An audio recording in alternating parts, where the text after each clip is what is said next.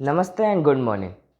तो आज मैं आपको बताने वाला हूँ क्वेश्चन 1.3 इरडोव का।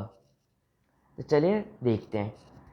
अ car starts moving rectangularly first with acceleration 5 metre per second square. तो हम पहले नोट करते जाते हैं गिवन में क्या क्या है। A is equals to 5 metre second square, then uniformly and finally decelerating at the same rate comes to a stop.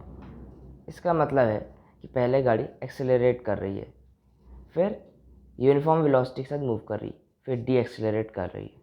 तो ये है इसका जर्नी। अब क्या दिया है कि total time of motion equals to 25 seconds. आप यहाँ देखेंगे कि टाइम जो दिया है वो टाउ के सिंबल में दिया है। रुडोल्फ की जो बुक है उसमें टाइम जहाँ जहाँ भी मेंशन किया है वहाँ पे टाउ के सिंबल से इसको रिप्रेजेंट किया गया है। तो जैसे कि इसमें दिया है टाउ, या हम कह सकते हैं t net 25 second. The average velocity during the time is equal to 72 kilometre per our.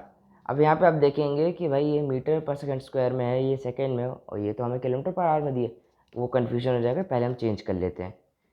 Average velocity दी है 72 किलोमीटर पर आवर, तो हम डायरेक्टली लिख सकते हैं इसको 20 मीटर पर सेकेंड।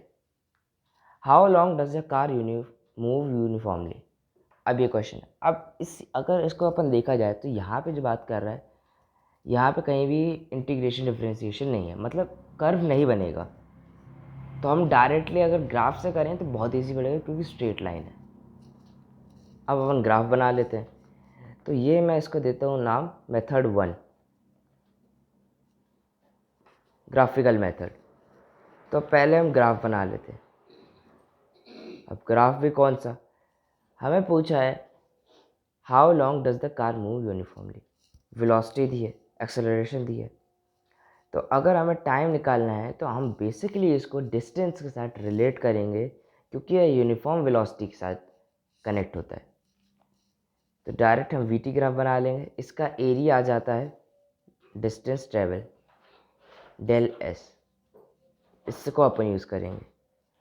तो अपन ग्राफ बनाते हैं जैसे कि दिया। पहले तो एक्सेलरेट करना, तब स्लोप बना लेते हैं। यह है अपना acceleration, forward acceleration, then it moves uniformly and then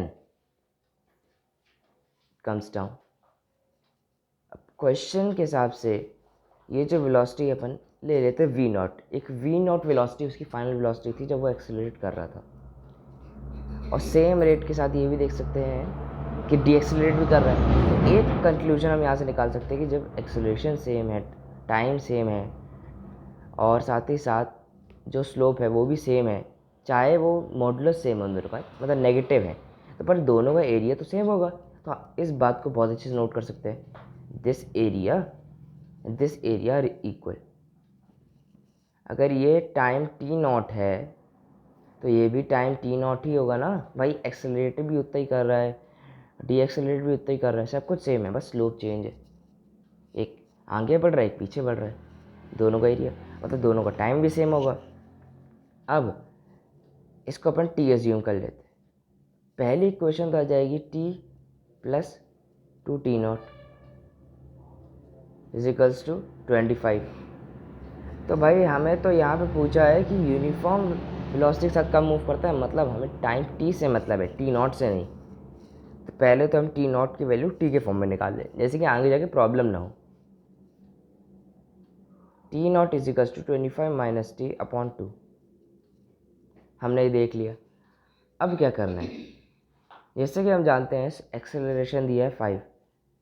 अगर यूनिफॉर्म है एक्सेलरेशन तो सीधी बात हम लिख सकते हैं del v upon del t और v naught upon t naught. अगर इसका देखा जाए तो आपने अगर स्ट्रेट लाइन पढ़ा होगा तो जो ओरिजिन से पास करती है उसका इक्वेशन होता है y equals to m x. अब m को हम y अपॉन एक्स भी तो लिख सकते हैं, वैसे ही मैंने इसको इधर लिख दिया। इसका मतलब we not equals to 5t0। अब आप देखिएगा मैंने वी नोट को जो लिया वो भी टाइम में कर दिया। तो धीरे धीरे इक्वेशन जो आ रही है सारी टाइम पे ही आ रही है। तो एक क्वाड्रेटिक या बाय क्वाड्रेटिक जैसे भी जो बनना होगा n डिग्री की इक्वेशन बन जाएगी जिससे हम टाइम निकाल सकेंगे। तो we not equals to 5t0। अब यहाँ पे t0 की वैल्यू रख देते हैं तो हम इस t के फॉर्म में आ जाएगा 5 × 25 - t अपॉन 2। अब क्या करना है, हमने ये निकाल लिया, t0 निकाल लिया। अब हम जानते हैं इसका एरिया। एरिया क्यों? क्योंकि हमें डायरेक्ट हम निकालेंगे एवरेज वेलोसिटी, और हम एवरेज वेलोसिटी तो दी ही है, तो इससे हमारा इक्वेशन बन जाएगा। अब एवरेज वेलोसिटी क्या होती है? Del s upon del t. Del s क्या है? इसका एरिया, मतलब हाफ, ये ट्रेपेजियम बन रहा है, इसका मतलब v0 t + 25 upon del t. Del t is what? 25 = 20। v0 put कर दीजिए। अब v0 पुट करने से डायरेक्टली इक्वेशन आ जाएगी 20 × 10 × 2 = 25² - t²। यहाँ से आप डायरेक्टली पहुँच सकते हैं कि t = 15 सेकेंड।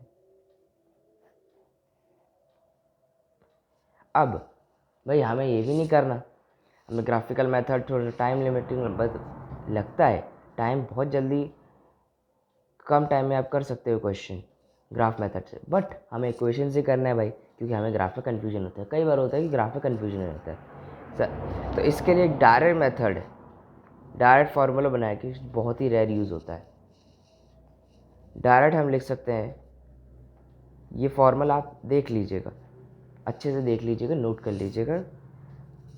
हम इसको डिस्टेंस के रिलेटिव में इक्वेशन बना रहे हैं, डिस्टेंस रिलेटिव एक टाइप, मतलब कंजर्व ही कर रहे हैं इस इक्वेशन में डिस्टेंस को। V t = 2 × half a t minus del t. Del t जो है वो इसका टाइम है, यहाँ पे टी मैं टोटल टाइम ले रहा हूँ, डेल टी जो है ये टाइम है, ये है डेल टी, जो कि इक्वेशन कहना चाह रहा है, upon 4² plus a t minus del t into del t upon 2।